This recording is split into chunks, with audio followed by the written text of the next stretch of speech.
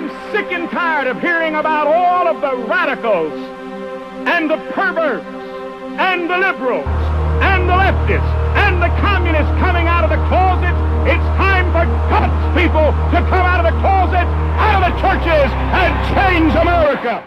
We've got to raise up an army of men and women in America to call this nation back to moral sanity and sensibility. My friend, God Almighty does not hear the prayer of a Jew, for how in the world can God hear the prayer of a man who says Jesus Christ is not the true Messiah? I agree with capital punishment, and I believe that homosexuality is one of those that could be coupled with murder and other sins. It would be the government who would be executing the homosexuals. Are you ready for the Lord's return?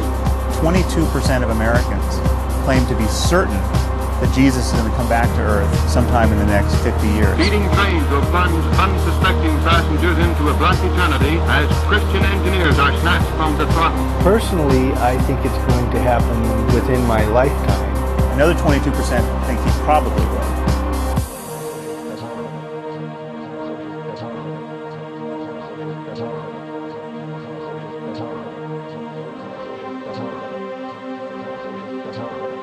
The first several decades of Christianity had no historical Christ. Mark himself probably did not believe he was writing history. He was writing a symbolic message. He was writing a gospel. The stories in the New Testament are legends. Jesus was not the first character to be born of a virgin, to be adored by wise men, to heal the sick, to suffer and die on a tree or a cross, to be buried in a tomb and to rise again on the third day. Only to ascend into the sky. This had happened before. This is an old story. Jesus' life does conform to the hero pattern. And Christianity's way of dealing with this problem is to ignore it.